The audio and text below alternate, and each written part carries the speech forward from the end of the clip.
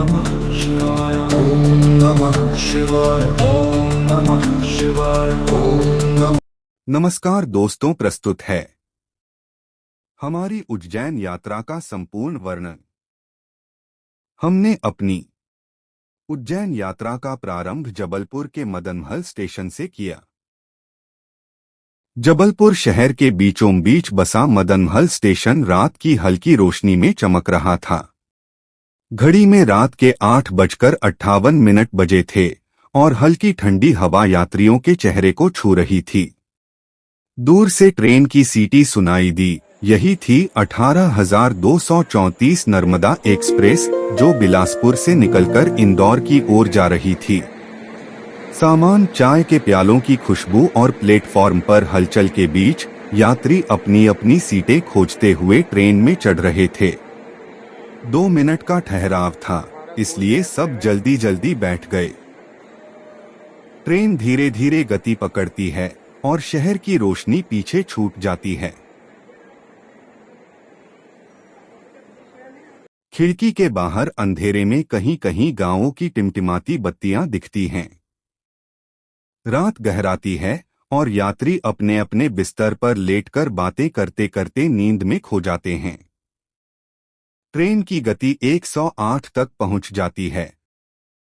श्रीधाम station पर हमने यहां के प्रसिद्ध आलू बंडों का आनंद लिया। हम करीब 1:30 पर इटारसी स्टेशन पहुंचे। इटारसी को भारत का रेलवे हब कहा जाता है, क्योंकि यहां से चारों दिशाओं में रेल मार्ग फैलते हैं, उत्तर, दक्षिण, पूर्व और पश्चिम। यह दिल्ली, मुंबई, कोलकाता, चेन्नई, नागपुर, भोपाल, जबलपुर, इंदौर जैसे बड़े शहरों को जोड़ता है। लंबी रात के बाद सुबह होते होते ट्रेन मालवा के मैदानों में प्रवेश करती है। सूरज की पहली किरणें खेतों और गांवों को सुनहरी रोशनी में नहला देती हैं। करीब सुबह 8:35 पर ट्रेन उज्जैन जंक्शन में प्रवेश करती है। स्टेशन पर महाकाल की नगरी का स्वागत जय महाकाल के नारों से होता है। यहाँ ट्रेन 15 मिनट रुकती है, तो आप आराम से उतर सकते हैं। उज्जैन स्टेशन से महाकाल मंदिर की दूरी लगभग 3 किलोमीटर है। ऑटो वाले स्टेशन से मंदिर के पास तक का किराया 10 रुपए सवारी लेते हैं। रास्ते पर फूल मंडी में फूलों की महक और ताजगी ने हमारा मन प्रसन्न कर दिया। मंदिर के निकट ही आपको अपने बजट अनुसार होटल, गेस्ट हाउस और धर्मशालाएं ठहरने के विकल्प उपलब्ध हैं। हम मंदिर के निकट ही मां हरसिद्धि होम स्टे में रुके थे। होटल के सामने ही चाय नाश्ते की दुकानें थी। उज्जैन भारत की प्राचीन और पवित्र नगरी, जिसे अवंतिका भी कहा जाता है, महाकालेश्वर ज्योतिर्लिंग के कारण विश्व भर में प्रसिद्ध है। यहाँ दर्शन की शुरुआत महाकालेश्वर मंदिर से होती है, जहाँ भोर की भस्मारती अद्भुत और अलौकिक अनुभव देती है। महाकालेश्वर मंदिर 12 ज्योतिर्लिंगों में एक है, जो शिव भक्तों का प्रमुख तीर्थस्थान है। सावन मास आते ही उज्जैन नगरी का वातावरण पूरी तरह शिवमय हो जाता है। पूरे महीने महाकालेश्वर मंदिर में भक्तों की भीड़ उमड़ पड़ती है। हर हर महादेव के जयकारों से गलियां गूंज उठती हैं। जय बाबा महाकाल। मंदिर के गर्भगृह में प्रवेश करते ही एक अद्भुत आध्यात्मिक ऊर्जा का अनुभव होता है। दीपों की लौ, चंदन की सुगंध और मंत्रों की गूंज वातावरण को दिव्य बना देती है। महाकाल का विशाल शिवलिंग धरती के गर्भ में स्थित है, जो उनके अनंत और अजरमर स्वरूप का प्रतीक है।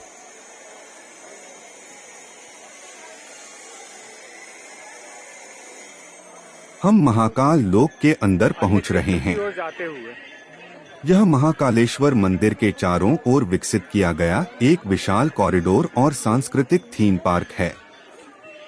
यहाँ भगवान शिव से जुड़े अनेक शिल्प, मूर्तियाँ, भित्तिचित्र, झरने और उद्यान हैं। लगभग 900 मीटर लंबा कॉरिडोर है, जिसमें शिव महिमा से जुड़े 200 से अधिक मूर्तिशिल्प हैं। रात में यहाँ की लाइटिंग और म्यूजिक सिस्टम इसे और अद्भुत बना देता है।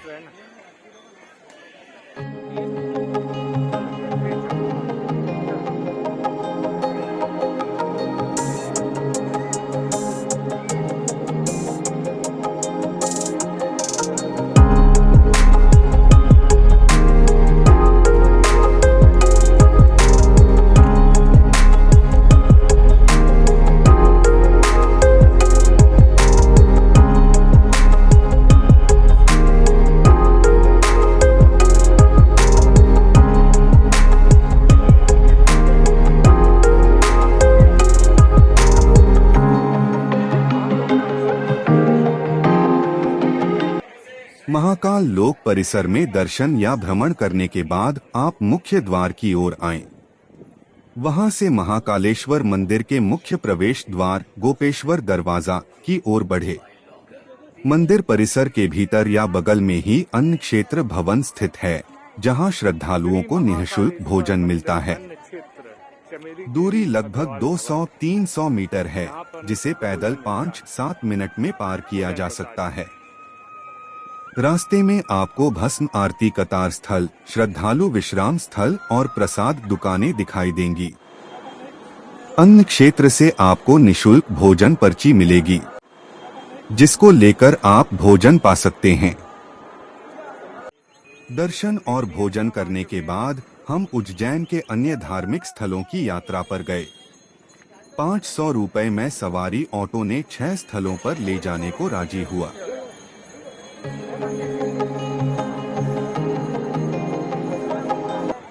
संदीपनी आश्रम उज्जैन का एक पवित्र और ऐतिहासिक स्थल है, जो महाकालेश्वर मंदिर से लगभग 2 से 3 किलोमीटर की दूरी पर स्थित है। यह वही स्थान है जहां भगवान श्री कृष्ण, उनके भाई बलराम और मित्र सुदामा ने अपनी शिक्षा गुरु संदीपनी से प्राप्त की थी।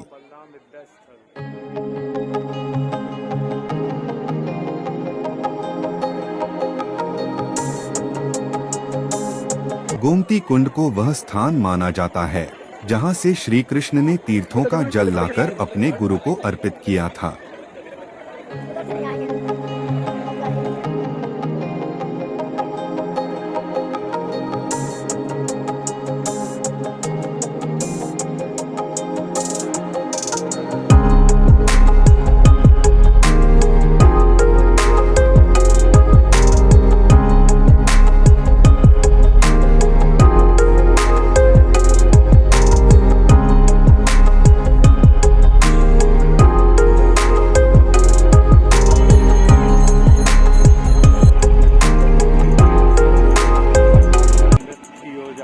संदीपनी आश्रम से मंगलनाथ मंदिर की दूरी लगभग 4 से 5 किलोमीटर है। सड़क मार्ग से ऑटो, टैक्सी या निजी वाहन द्वारा 10-15 मिनट में पहुंचा जा सकता है। इसे मंगल ग्रह का जन्म स्थान माना जाता है। यहाँ मंगल दोष निवारण पूजा और ग्रह शांति अनुष्ठान विशेष रूप से होते हैं।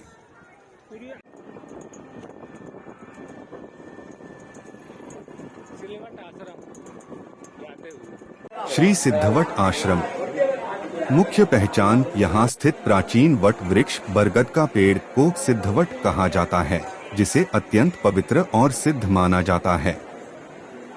इसे मोक्षदायिनी और पितृतर्पण के लिए श्रेष्ठ स्थान माना जाता है। यहाँ पिंडदान, श्राद्ध और तर्पण करने से पितरों को शांति प्राप्त होती है। मान्यता है कि यहाँ किया गया दान और पूजा अक्षय फल देता है।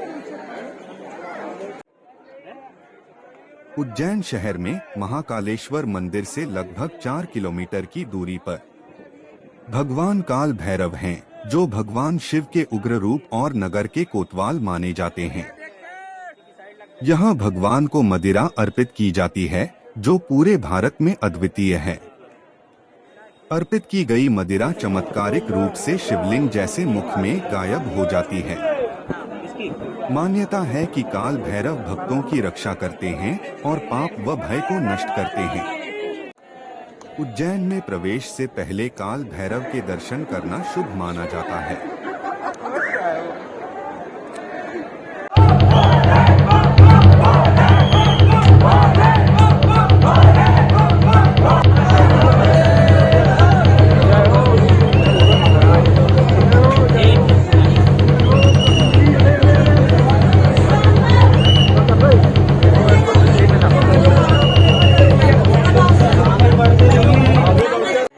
स्थिरमन गणेश मंदिर रामघाट से थोड़ी दूरी पर स्थित है।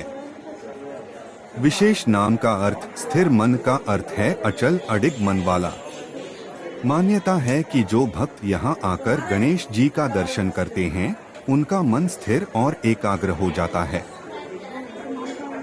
गढ़कालिका मंदिर महाकालेश्वर मंदिर से लगभग 4-5 किलोमीटर की दूरी पर गढ़ क्षेत्र में स्थित है। गढ़कालिका मंदिर उज्जैन का प्राचीन शक्ति पीठ माना जाता है। मान्यता है कि यहाँ पूजा करने से शत्रुनाश, विजय और बल की प्राप्ति होती है। आरती का शुभारंभ घंटियों की गूंज और शंखनाद के साथ हुआ। पंडित जन बड़े बड़े दीपों को लहराते हुए क्षिप्रा की ओर प्रणाम कर रहे थे। साथ ही ओम जय गंगे माता और हर हर महादेव के स्वर लहरियां पूरे वातावरण में गूंज रही थीं। सैकड़ों दीपक जलाकर नदी में प्रवाहित किए गए। क्षिप्रा का शांत जल उन दीपों की लौ से झिलमिलाने लगा। मंत्रोच्चार और भजन एक अद्भुत आध्यात्मिक तरंग पैदा कर रहे थे। हरसिद्धि माता मंदिर के दोनों विशाल दीपस्तंभों पर सैकड़ों दीपक जल चुके थे। उनकी लौ हवा में लहराते हुए पूरे परिसर को स्वर्णिम आभा से भर रही थी। मंदिर में घंटियों की धीमी गूंज और भक्तों के जय माता दी के स्वर गूंज रहे थे। रजनी का आलोक, महाकाल का लोक, जहां हर पथ दीपों से जगमग हो। त्रिशूल डमरू की छवि, नंदी का आकार, रोशनी में शिव के रूप अपार, फव्वारों की धुन, चंदन की महक, हर हर महादेव की गूंज निरंतर रहे। मूर्तियों में सजी शिव कथा अपार, रात में लगता ये स्वयं कैलाश का द्वार। यहाँ समय ठहर जाए, मन हो शिवमय, महाकाल लोक की रात भक्ति और आनंदमय। रात में भी यहाँ भक्तों की चहल पहल रहती है, पर फिर भी वातावरण में एक अद्भुत शांति है। फव्वारों की कलकल, घंटियों की धुन और चंदन धूप की महक मिलकर ऐसा अनुभव कराती है जैसे शिव लोक में विचरण हो रहा हो। रात्रि भ्रमण में महाकाल लोक की भित्ति चित्र दीर्घाओं में शिव के विभिन्न रूपों की झांकियां रोशनी के साथ जीवंत हो उठती हैं। समुद्र मंथन, गंगा अवतरण, शिवतांडव और महाकालेश्वर की महिमा। 108 से अधिक विशाल शिव प्रतिमाएं अलग अलग भावों और मुद्राओं में। रात्रि की रोशनी में ये मूर्तियां और भी अलौकिक प्रतीत होती हैं। बीच बीच में सजावटी बाग, फव्वारे और प्रकाशमान पथ श्रद्धालुओं को आकर्षित करते हैं। अधिकांश प्रतिमाएं 12 से 25 फीट ऊंची हैं। पत्थर और फाइबर के मिश्रण से बनी है, जिन पर बारीक नक्काशी की गई है। रात में इन पर स्पॉटलाइट और कलर लाइट का खेल इन्हें जीवंत कर देता है। बड़े गणेश। उज्जैन का यह मंदिर भगवान गणेश के सबसे बड़े आकार की प्रतिमा के लिए प्रसिद्ध है। रात को संपूर्ण उज्जैन भ्रमण के बाद हमने पंडित जी का रेस्टोरेंट में भोजन किया, जो किफायती और शुद्ध स्वादिष्ट था। उसके बाद मुख्य बाजार में केसर दूध का आनंद लिया, जो कि 40 रुपए गिलास था। ये भी स्वादिष्ट था।